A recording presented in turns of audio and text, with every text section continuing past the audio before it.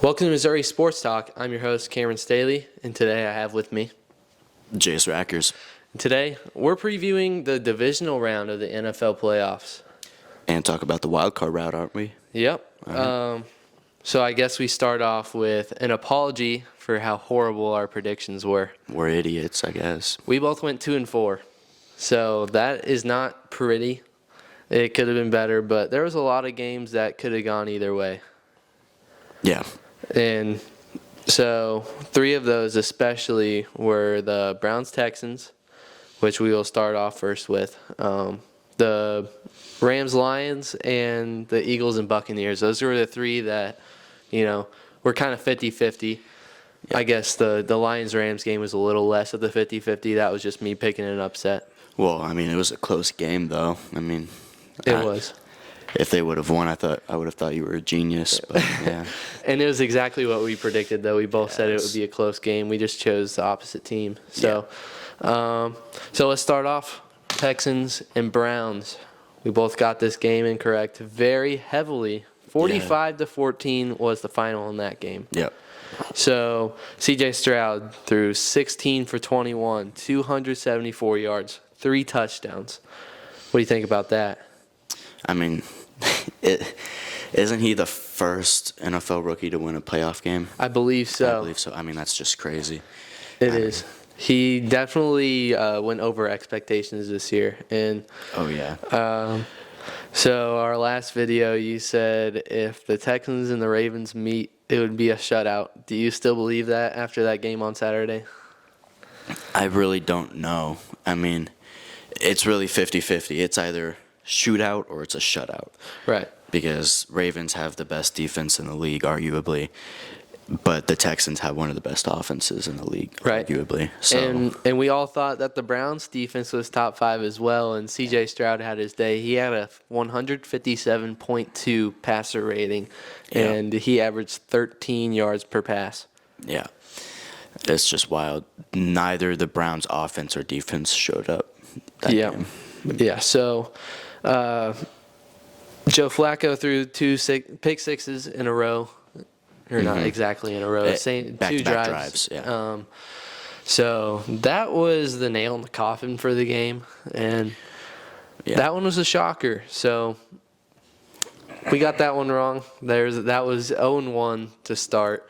Another stat to mention: Nico Collins, 6 receptions, 96 yards, and a touchdown. He has been balling out to end the season off. I've liked him since last year. I don't know why. I just liked him as a prospect, as a young guy, and I used him in Madden, and he was pretty good. But yeah, I'm really happy to see him balling out this year. He's definitely always been underrated, and this has definitely put some eyes on him. So yeah, that receiver core is tough. Yeah. So shout out to Nico. Awesome stuff for him. So now we go to the Peacock exclusive Chiefs and Dolphins. Wind chill -29. I saw a video of a worker pulling out a water bottle from the fridge, and it just iced over. Instantly. I saw that with beers and other arrangements of drinks and stuff. But yeah, that was wild. You could tell it clearly affected both teams, but the Dolphins obviously were affected a bit more. Right. So Tua threw for 199 yards, 1 touchdown, and 1 pick. He did not beat the under 40-degree allegation. No, he didn't, and I really thought he would because I thought negative 30-degree weather would affect both teams equally. I was obviously wrong, but I saw a stat while watching the game. He was just holding on to the ball for too long. I mean, he used to throw it under 2.5 seconds, and he was holding it for nearly 3. He was obviously affected by it. Tyreek was getting clamped the whole entire game by L'Jarius Sneed. I saw that clip of him. I'm not the biggest Sneed fan. I've always thought that he likes to hold, but that is every corner, and I absolutely cannot deny he played amazing on Saturday night. That clip of him just shoving him to the ground, or Tyreek to the ground, It was kind of badass. And then Tyreek reposted it on Twitter, and he said, "Shove my ass all the way to Cancun." So, I didn't see that, but that's funny. that is hilarious. So on to the Chiefs' offense. Rashee Rice, 8 receptions, 130 yards, and a touchdown. He's just a yak merchant. Whew. Yeah. And so a lot of people wanted to talk about the call where Mecole Hardman was grabbed a little bit on the right shoulder pad, and that could have prevented 7 points. But later in the game, Christian Wilkins had that roughing the passer. I'd say that makes up for it a little bit. Yeah. I think that was just completely on Mecole Hardman of not playing through and just trying to draw a flag. Play through. Try to at least make that catch just in case. But Yeah. he threw his hands up. And as a professional sports athlete, you shouldn't just give up on a play to get a penalty. Yeah. You were signed to play football, not just to take money. You can't get upset. They're playing football too. Right. I don't know. So we will skip to Monday now, the Steelers and Which Bills one? game. All right. We're going to stick with AFC here, but we will have to skip Sunday because that was AFC or NFC exclusive, I mean. So in Buffalo, delayed by snow, still a lot of snow. Postponed. Pretty cold weather, not as bad as Kansas City was on Saturday night. But the Bills, It had a lot more snow. I think that was the problem. yeah. Because did you see the videos of the fans shoveling it shirtless and stuff? I did. And he went Yep. down a slide shirtless with snow on it. Yeah, I saw that. That's wild. So the Bills, they played okay. 31 points is good. I'm not going to say that that's bad. The Steelers did put up 17, I believe. I think it was 31-17, I got correct? it right here. It was 31-17. Yep. All right. So Josh Allen played amazing in that game. He had, let's look. Josh Allen had 203 yards and 3 touchdowns in that game. And I keep seeing the video of him with his 52-yard rushing touchdown. That's wild. He's definitely the definition of a dual-threat quarterback. Yeah. And Diggs didn't play amazing, but he still did pretty solid. Dalton Kincaid actually led in receiving, and he also had a touchdown. So Mason Rudolph actually did not play bad. Do you think that may be an option going into next year, or do you think they'll sign or draft somebody? I think they have to draft somebody. I don't think Mason Rudolph showed enough promise to play next year or start next year. I agree. He did play really amazing to end off the season, though. Yeah, he did. So shout out to him. They barely made it. I don't know how they made the playoffs, but there they were. They're stuck in between rebuilding and winning as much as possible. Tomlin just can't lose. He's never had a losing season in his career. So we'll see. So we have Ravens and Texans, and we have Chiefs and Bills. So what do you have for the Ravens game? I have the Ravens winning. Okay, I have Ravens going to the Super Bowl no matter what. Right. I've got Ravens by 13 in that game. By 13. I'd say 17. I have 17. Yeah. All right. And the Chiefs and Bills? Chiefs and Bills. I have Bills winning by 10. I'll take Bills, of course, in Buffalo. So Mahomes' first road game, I don't think that'll really change anything. He's played road games before. Playoff Pat, yeah. So with that being said, I still, unfortunately for all our fans, I have the Bills by 6 points. But speaking of Bills being home, did you see the videos of their fans throwing snowballs at the Steelers? yeah, I did. And I also saw, thank you to everybody, all my friends that sent me the video of the Bills fan jumping through the fiery table. Actually, I think there was 3 of them that jumped all at once. So appreciate everybody using their resources of ESPN and getting that to me. I don't think I can put that on the show, though, to avoid copyright because we're not even making money yet. So that would probably be bad to get a strike right away. So thank you for everyone that sent me the video. Very funny. I'd recommend it. So, yeah, Buffalo will definitely be an interesting place to play. I'd love to go there for a game here soon as well. Yeah, that'd be fun. So, let's go to the NFC. First game was the Packers and the Cowboys. My goodness. Yeah, it was a blowout. They put in their second-string quarterback and second-string running back some point in the second half. And Jordan Love, actually, when they put in Sean Clifford, Jordan Love had a perfect passer rating. He did, And then they put him back in for the kneels, and he dropped to 157.2. And with that 157.2, I also want to point out that Jordan Love had 272 yards. He had 3 touchdowns. He completed 16 for 21, and he had a 13 average. 2 yards less than C.J. Stroud, and every single one of those stats are literally identical. I did see that, actually. And I didn't necessarily love Jordan Love, but I hated the people who hated him. Right. If that makes sense. Yeah, I didn't really think that he was going to be great out of college, but he's been doing really great this year, and I think they found their franchise guy. Backing up Aaron Rodgers, I think I'd do great in that system. Yeah. So now we have 49ers and Packers 49ers. on Saturday. Yep. All right, on to the Rams and Lions. This was a game that we were both looking forward to, and I think actually the whole entire country was looking forward to. Yep. So the Lions ended up winning this game 24-23.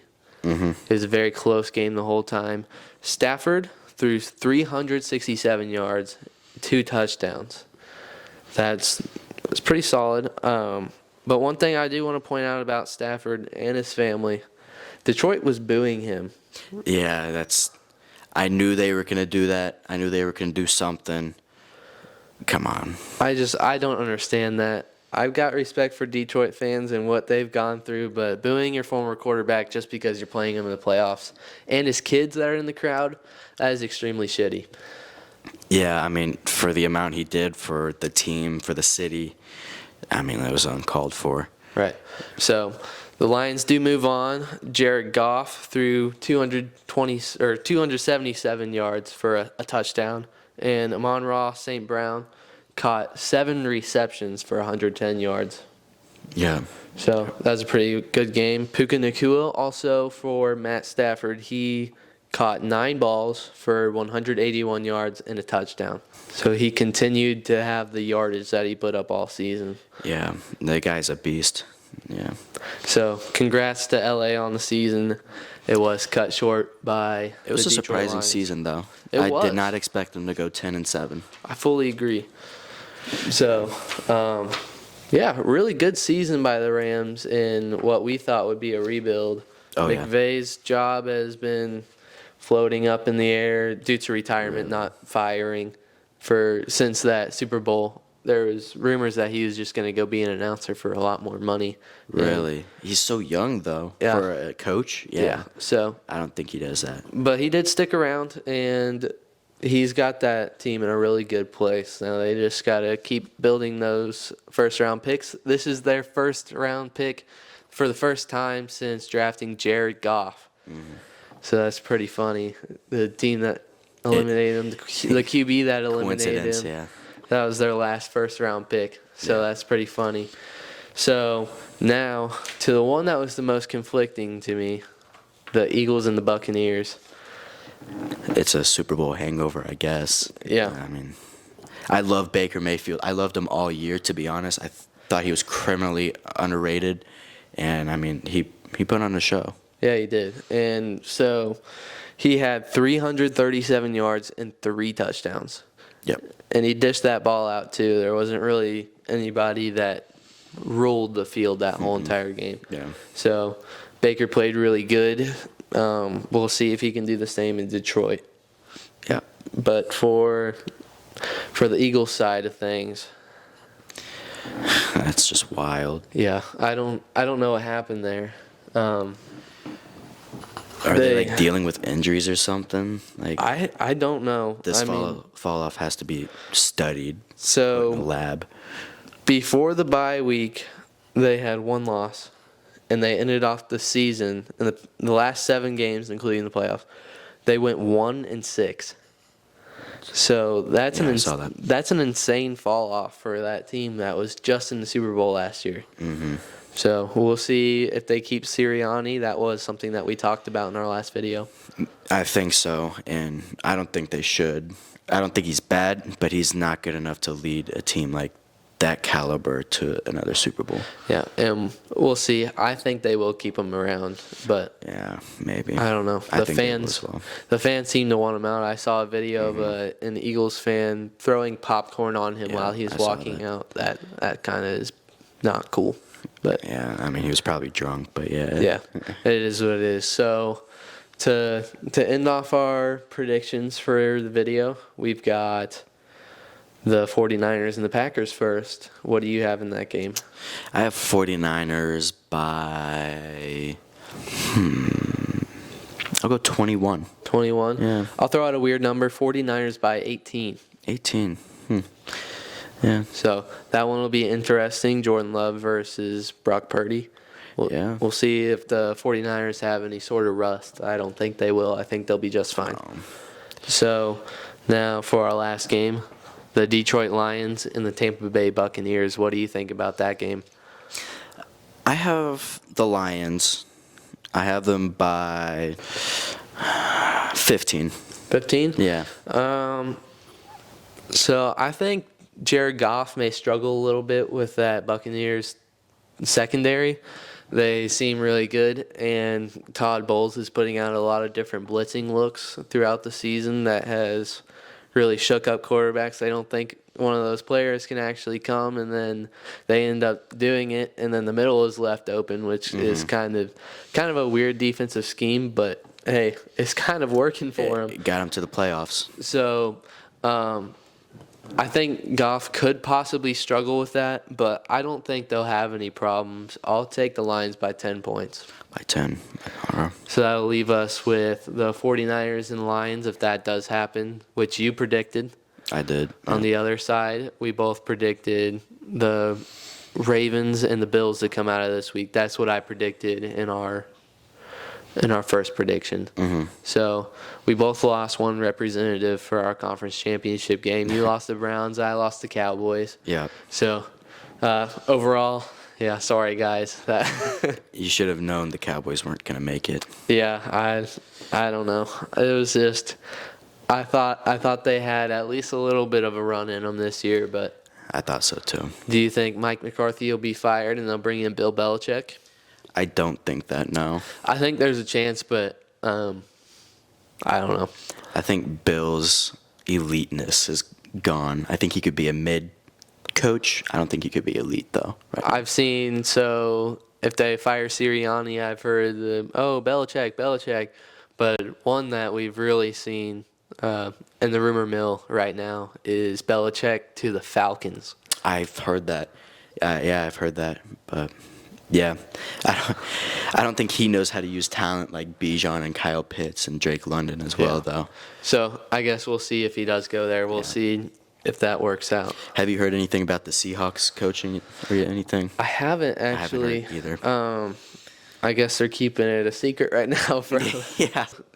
Yeah, that could probably be a problem because we see Schefter and Rappaport telling everybody, disclosing all these interviews that are happening through every team with different coaches, different assistants, Vrabel, Belichick. And I guess Pete Carroll's fine with this spot because I haven't seen him interview with anybody, so he's going to stick around in Seattle. I think it's best for him, though, because in offense, like rookie quarterback comes in, and he gets mentored by Pete Carroll, and he's the only one mentored by him. Right. I mean, he's coached Russell Wilson and Geno Smith, the comeback player of the year and MVP candidate for most of his Seahawks career. I mean, that could definitely build chemistry, and having him on the team means a lot, probably. Right. So I guess we will see how this playoff round goes. Hopefully this won't be the end of the Chiefs season for our video's sake, so we can keep making these videos for everybody. But, that's all we've got for today. By the way, And anybody interested in an interview, still, Instagram DMs are open. And I also have an email. It is mosportstalk.biz, B-I-Z, 2024@gmail.com. If anybody's interested in an interview and would like to email, still, Instagram DMs are open, of course. Anybody that wants an interview, we can make that happen. And another thing that probably won't pick up at the moment, we can do advertisements, I'd say. I like to keep it local, so local restaurants, local businesses. If you'd like me to have like a 30-second or so read during the video, I'm okay with that. All sorts of stuff. Yeah. Yeah. So I'll definitely do that for anybody that's interested in that. Yeah. So that's all we've got for you guys today. Thank you for watching. It's definitely a pretty short video. I think we probably reached 10 minutes on that. I'd say about 15. Yeah. So not too bad. Definitely not the 48 that we had in our last video. Yeah. So I do have a few interviews coming up, actually, Jace. Yeah, you were telling me about it. I've got multiple lined up. I'm very excited about that. I'm hoping that some of these guys are not too worried about traveling down to Jefferson City. I know that's probably going to be the biggest roadblock with some of the star players that are interested in doing an interview. So that'll suck, of course, that may contain interviews a little bit. But Yeah. hopefully not too bad. Yeah. So that's all we got for you today. Thank you for watching, and see you soon. Bye-bye.